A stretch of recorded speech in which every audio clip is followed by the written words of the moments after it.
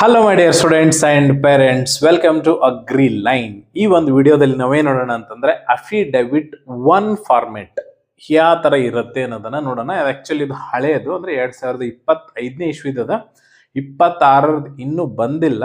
ಬಂದ್ಮೇಲೆ ಆಲ್ಮೋಸ್ಟ್ ಸೇಮೇ ಇರ್ತೈತಿ. ಬಂದ್ಮೇಲೆ ನಾನು ಇನ್ನೊಂದು ಸಾಧ್ಯ ಆದ್ರೆ ಚೇಂಜಸ್ ಏನಾದ್ರು ಇದ್ರೆ ವಿಡಿಯೋ ಮಾಡ್ತೀನಿ, ಇಲ್ಲಾಂದ್ರೆ ಇದೇ ವಿಡಿಯೋ ನೀವು ನೋಡಿ ಅಫಿಡವಿಟ್ ಒನ್ ಅನ್ನ ಮಾಡ್ಕೋಬಹುದು. ಓಕೆ, ಇಲ್ಲಿ ಫಾರ್ಮೆಟ್ ಬಗ್ಗೆ ಮಾತ್ರ ನಾನು ಡಿಸ್ಕಷನ್ ಮಾಡಿದ್ದೀನಂತ. ಆಮೇಲೆ ನಮ್ಮ ಒಂದು ಅಗ್ರಿಕಲ್ಚರ್ ಕ್ಲಾಸಸ್ ಪ್ರಾಕ್ಟಿಕಲ್ ಎಕ್ಸಾಮಿಗೆ ಆಫ್ಟರ್ ಯುವರ್ CET ಎಕ್ಸಾಮ್ ಒಂದು ಬ್ಯಾಚ್ ಸ್ಟಾರ್ಟ್ ಆಗ್ತೈತಿ, ಇನ್ನೊಂದು ಆಫ್ಟರ್ ನೀಟ್ ಎಕ್ಸಾಮ್ ಒಂದು ಬ್ಯಾಚ್ ಸ್ಟಾರ್ಟ್ ಆಗ್ತೈತಿ. ಯಾರ್ಯಾರು ಅಗ್ರಿಕಲ್ಚರ್ ಪ್ರಾಕ್ಟಿಕಲ್ ಎಕ್ಸಾಮ್ ಬರೀತಾ ಇದಿರಲ್ಲ, ನಮ್ಮ ಕ್ಲಾಸಸ್ ಅನ್ನ ಸೇರ್ಕೋಬಹುದು. ಧಾರವಾಡದಲ್ಲಿ Gurukul career academy building Dasanakoppa circle ಹತ್ರ ಇದೆ. ಓಕೆ, ಸೊ ಈಗ ಆಮೇಲೆ ಬುಕ್ ಕೂಡ ಇದೆ ನಮ್ದು. ಬುಕ್ ಯಾರಿಗಾದರೂ ಬುಕ್ ಬೇಕಂತಂದರೆ will provide book this time with 4,000 rupees worth free online course for 2026. ಈಗ ನಾವು ಫಾರ್ಮೆಟ್ ಬಗ್ಗೆ ನೋಡೋಣ ಅಂತ. ಅಫಿಡವಿಟ್ ಒನ್ ಫಾರ್ಮೆಟ್ ಇಲ್ಲಿದೆ ನೋಡ್ರಿ. ಅಫಿಡವಿಟ್ ಒನ್ ಫಾರ್ಮೆಟ್ ಇದು ಯಾರ ಒಂದು ಇನ್ಕಮ್ ಬರೀ ಅಗ್ರಿಕಲ್ಚರ್ ಇಂದ ಮಾತ್ರ ಬರ್ತಾ ಇರ್ತದಲ್ಲ, ಅವ್ರಿಗೆ ಮಾತ್ರ ಅಫಿಡವಿಟ್ ಒನ್ ಫಾರ್ಮೆಟ್ ಬೇಕಾಗ್ತೈತೆ.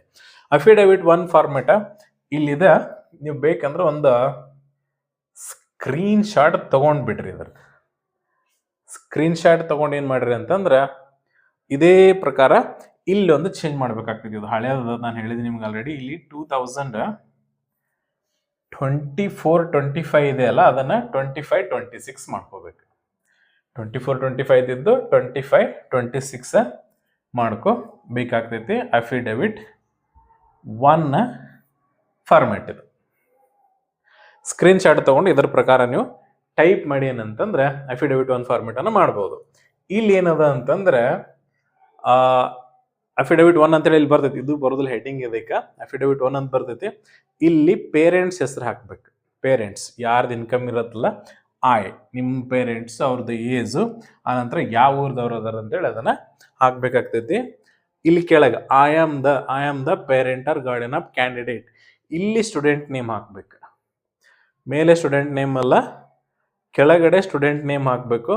ಆಮೇಲೆ ಇದೆಲ್ಲ ಆಸ್ ಇಟ್ ಈಸ್ ಹಿಂಗಿರ್ತೈತಿ. ಹಿಂಗೆ ಇಲ್ಲಿ ಮಾತ್ರ ಒಂದು ಚೇಂಜಸ್ 25-26 ಮಾಡ್ಬೇಕಾಗ್ತೈತಿ. ಇಲ್ಲಿ ಏನದ ಅಂತಂದ್ರೆ RS ಇನ್ಕಮ್ ಏನಿರತ್ತಲ್ಲ, ಇಲ್ಲಿನೂ ಸಾಕಷ್ಟು ಜನ ತಪ್ಪು ಮಾಡ್ತಾರೆ. ಏನ್ ತಪ್ಪು ಮಾಡ್ತಾರ ಅಂದ್ರೆ ಇನ್ಕಮ್ ಸುಮ್ ರ್ಯಾಂಡಮ್ ಆಗಿ ಯಾವುದೋ ಒಂದು ಇನ್ಕಮ್ ಅನ್ನ ಹಾಕ್ತಾರೆ. ಹಂಗೆ ಹಾಕೋದಿರೋದಿಲ್ಲ.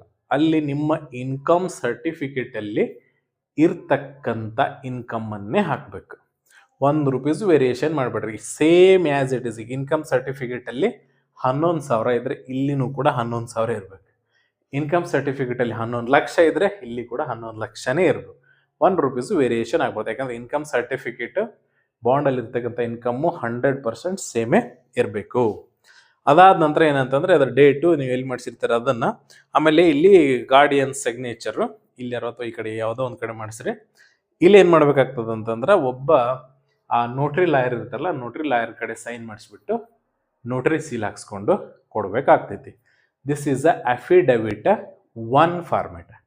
ಯಾರ್ದು ಇನ್ಕಮ್ ಅಗ್ರಿಕಲ್ಚರ್ ಇಂದ ಮಾತ್ರ ಇರತ್ತೆ ನೋಡ್ರಿ, ಅವರಿಗೆ ಮಾತ್ರ.